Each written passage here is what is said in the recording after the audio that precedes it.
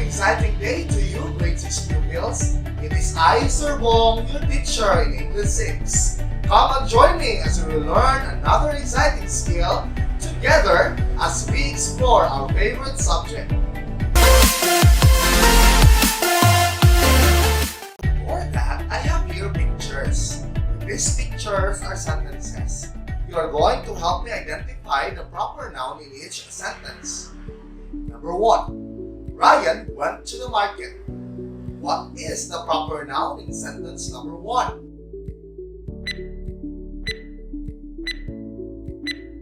Are you ready to tell me your answers? The proper noun in sentence number 1 is Ryan. Here is the second number. Mrs. Amparo nursed her twin babies at home the whole day.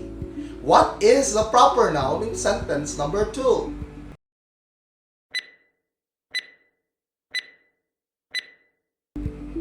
The answer for number 2 is Mrs. Amparo. Did you answer it correctly? No worries, you still have this last sentence. Number 3. Lemuel met the dolphins at the ocean park. What are the proper nouns in sentence number 3?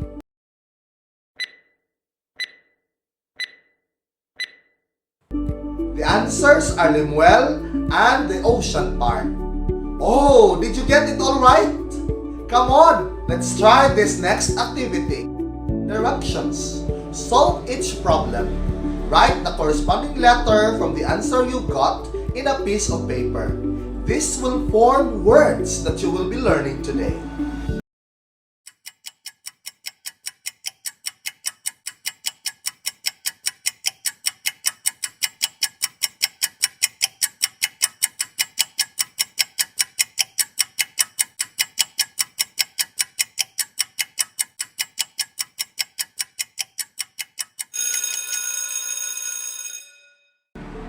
Can you tell me your answers in number 1?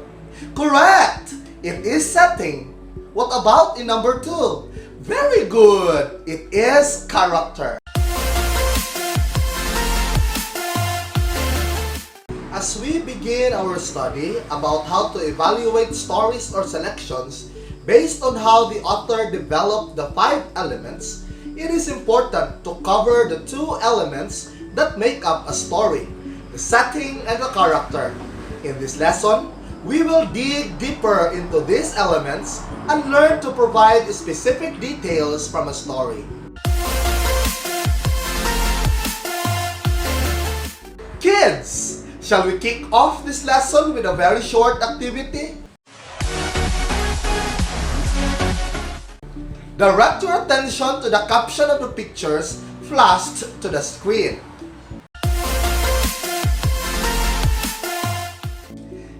Jerry and Joanne are building castles in the seashore. Who are building castles in the seashore? Where do Jerry and Joanne build castles?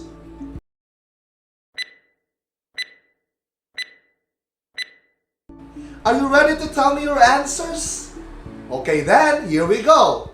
The answer for who is Jerry and Joanne, and for where is in the seashore. Here is number 2. Renato secretly plays with his spider at the backyard.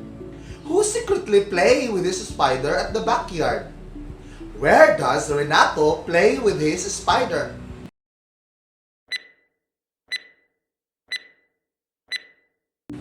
The answer for who is Renato, and for where is at the backyard. Did you answer correctly? No worries, we still have 2 items left.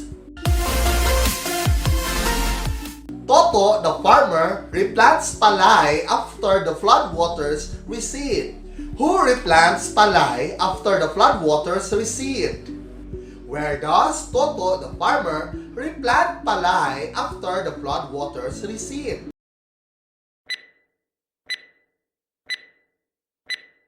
The answer for who is Toto, the farmer, and for where is at the palay farm. Though it is not stated, the picture hints us that tree planting happens at the farm. Tyrus and Hunter always wear masks when they go outside their home. Who always wear masks when they go outside their home? Where do Tyrus and Hunter always wear masks?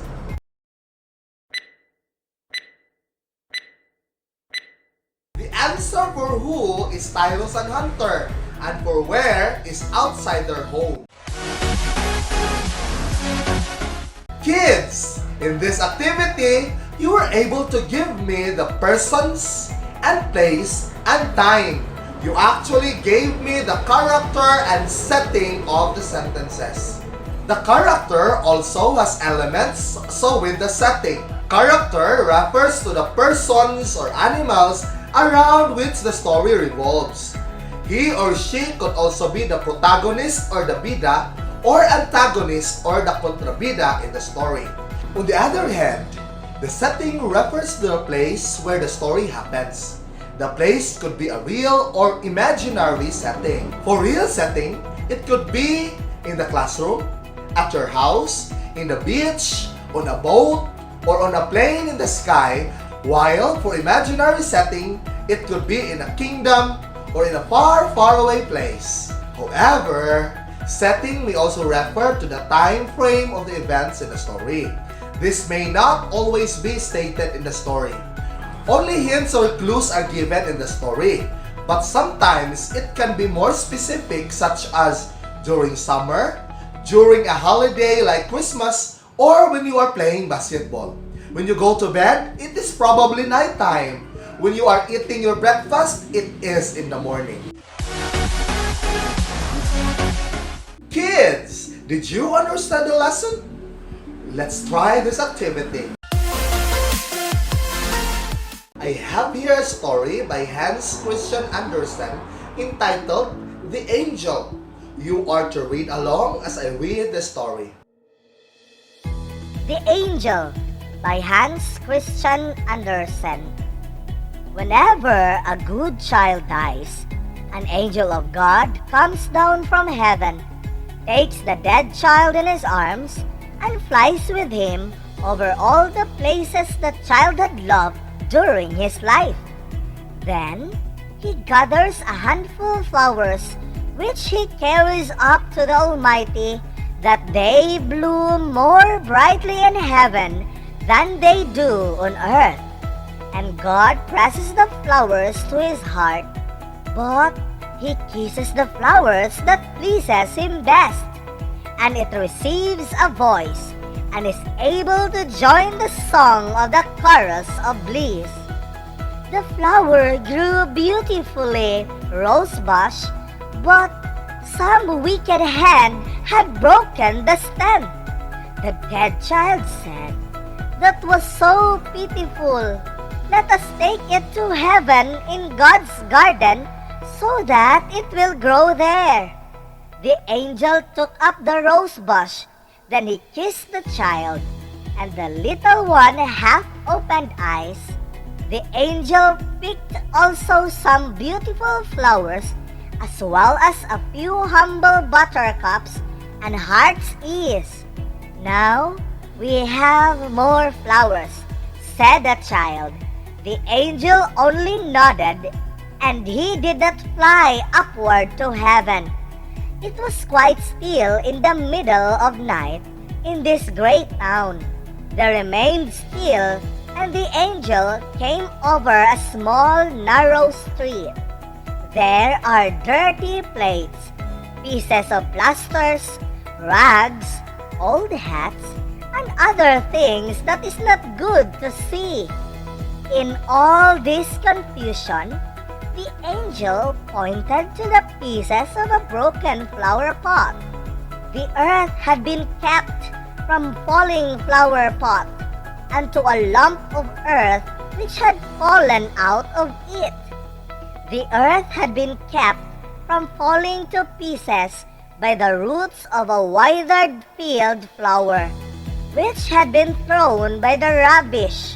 The angel said, "We will take this with us. I will tell you why as we fly." And as they flew, the angel started to tell a story. Down in that narrow alley, in a low cellar, lived a poor sick boy.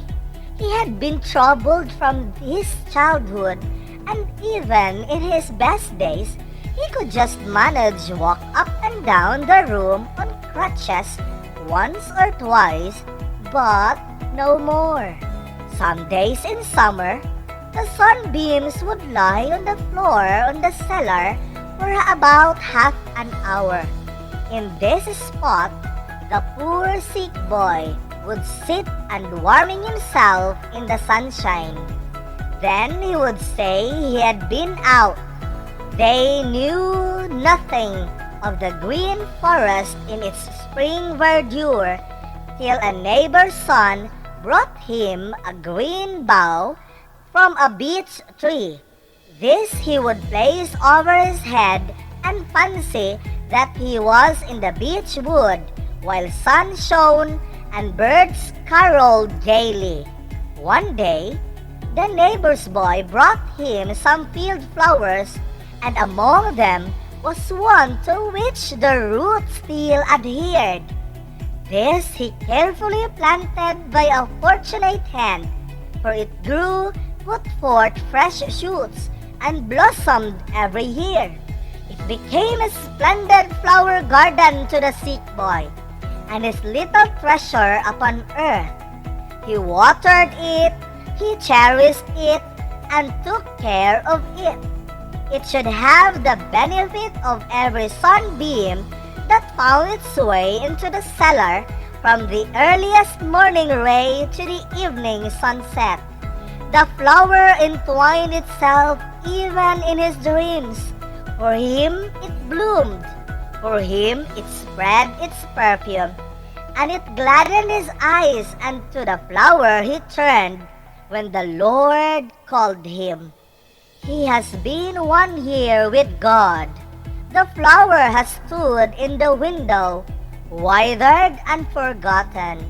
Even this flower, withered and faded as it is, it gave more real joy than the most beautiful flower in the Queen's garden. But why do you know this? He asked. I knew it because I am the sick little boy, and I know my own flower very well, said the angel. Then the child opened his eyes and looked into the glorious happy face of the angel, and at the same moment they found themselves in God's heaven where all is happiness and joy. The Almighty pressed the child to his chest, and he received white wings so that they can fly together with the angels hand in hand. After that, God pressed all the flowers to his heart, but he kissed the poor withered flower. All were supremely happy, and they all graciously sang the God-blessed child and the withered field flower that had lain so long in the rubbish heap in the narrow, dark alley. And now, prepare your pen and paper. Let us answer the following questions by naming the characters in the story. Are you now ready? Here we go! Number 1. Whenever a good child dies, who comes down from heaven?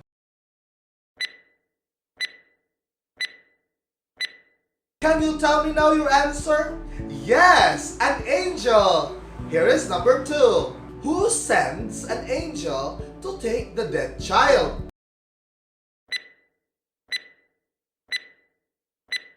Correct! God Almighty sends an angel. Here's number 3. One spring day, who brought some field flowers to the little boy?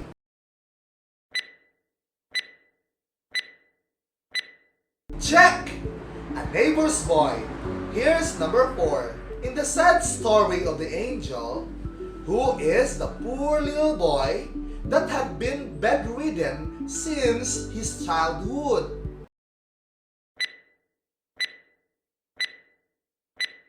Yes, the angel himself.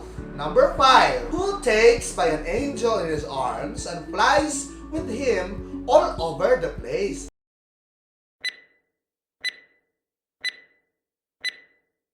You are right! The dead good child.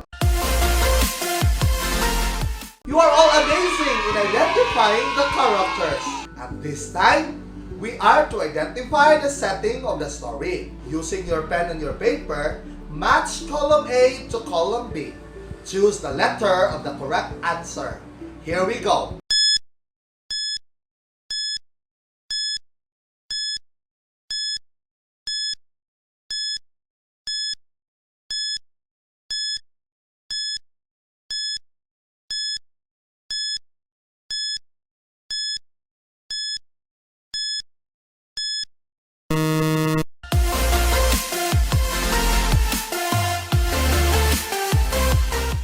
How is your score?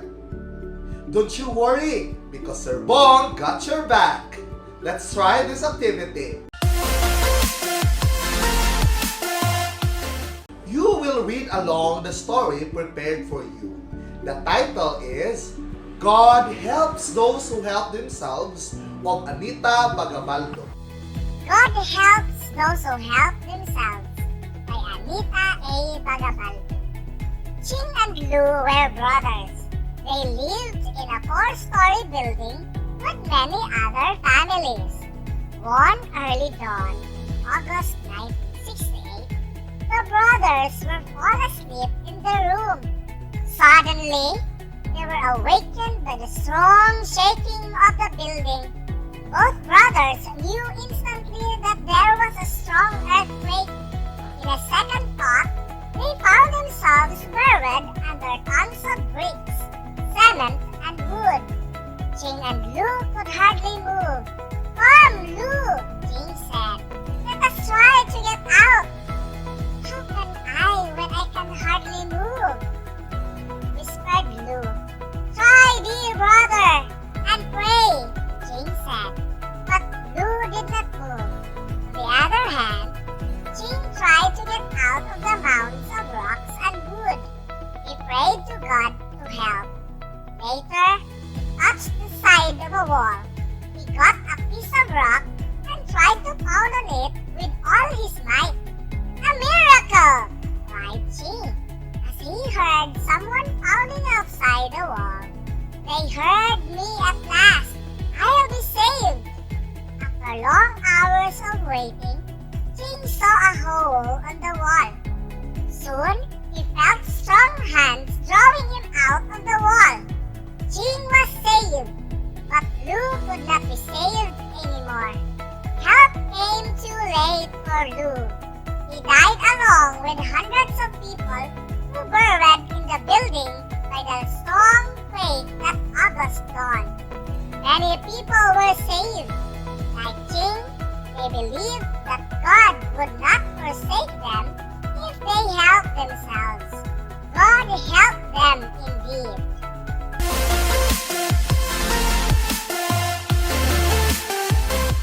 Learners, in page 8 of your module, you will come across a crossword puzzle. You are to find the settings and characters of the story. In any order, write your answers in a piece of paper.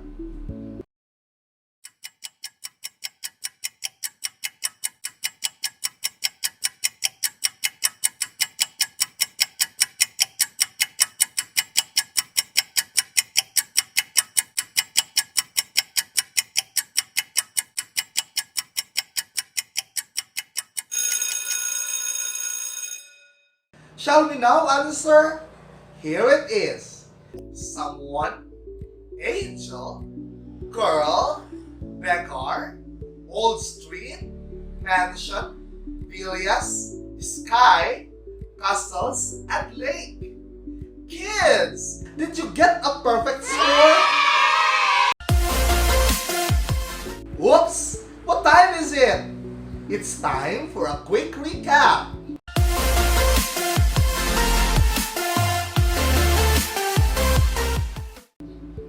There are a few important things you need to remember. Number 1, Character refers to the persons or animals around which the story revolves. He or she could also be the protagonist or the bida, or antagonist or the kontrabida in the story. Number 2. Setting refers to the place where the story happens. It could either be real or imaginary. It also refers to the time frame of the events in the story, like during summer, during noontime, or during class time.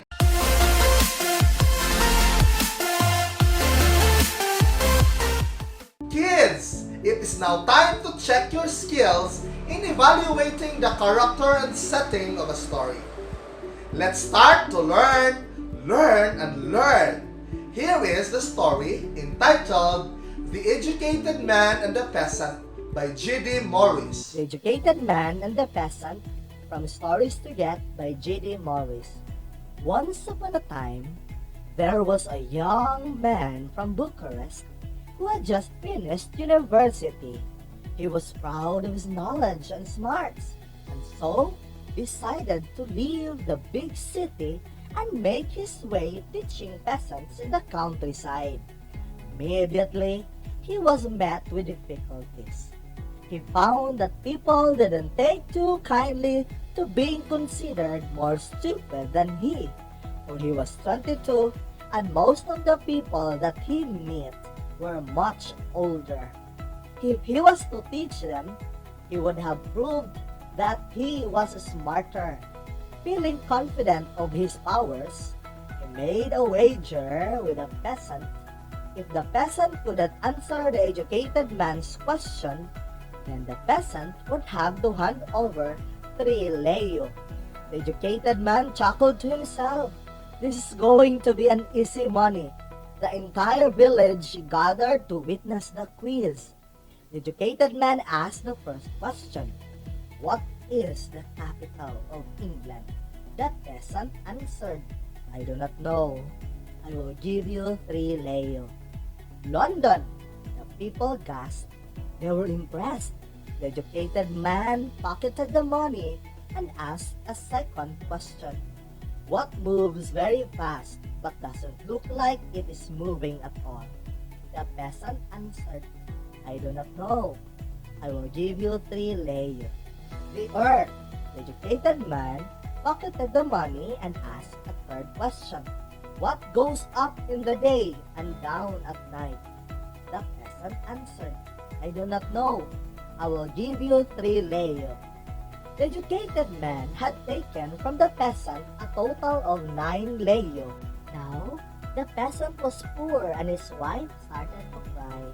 However, at his turn, the peasant also wished to ask the educated man a question, but if he could not answer it, he would have to hand over 1,000 leo to the peasant.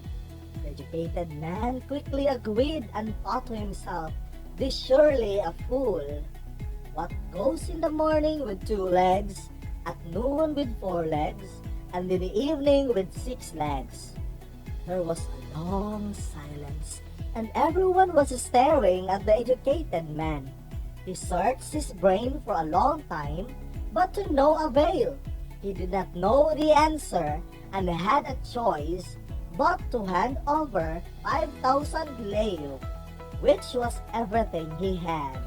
Afterwards, the educated man was curious and so asked, So, what goes in the morning with 2 legs, at noon with 4, and in the evening with 6?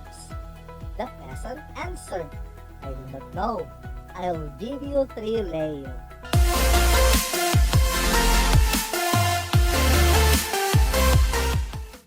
I know for sure that you like our story. Let's now have our activities.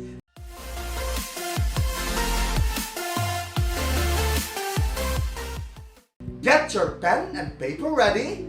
Eyes and ears steady. Are you ready?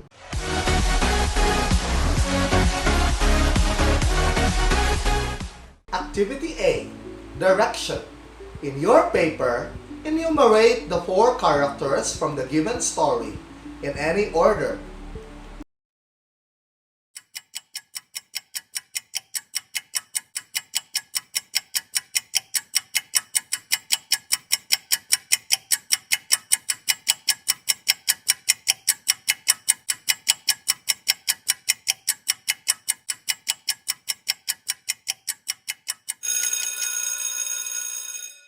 Activity B, direction. This web will help you identify the settings of the story. Write your answers in your paper.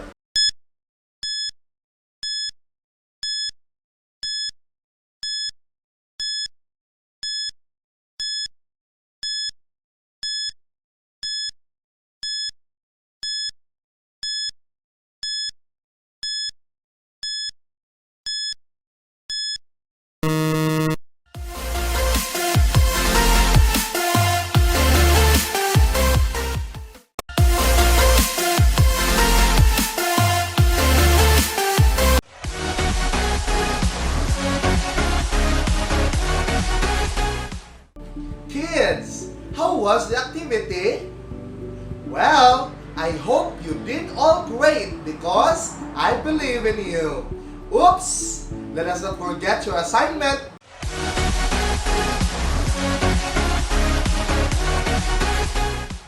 In your Joy in Learning English 6 book, read the story of the play on pages 41 to 44. Then, if you have laptops or smartphones, you may use PowerPoint to show your answers on page 45. Send your output to my FB account, Mayor Dibong. However, if you do not have access to these technologies, you may also use your paper and let any grown-ups submit your outputs during the next release of your self-learning modules or SLMs. Please remember, you have reached this far because you are willing to learn, and learn. And today, you just got to understand how to evaluate narratives based on how the author developed the setting and the character. This has been another day of thinking, knowing, and learning.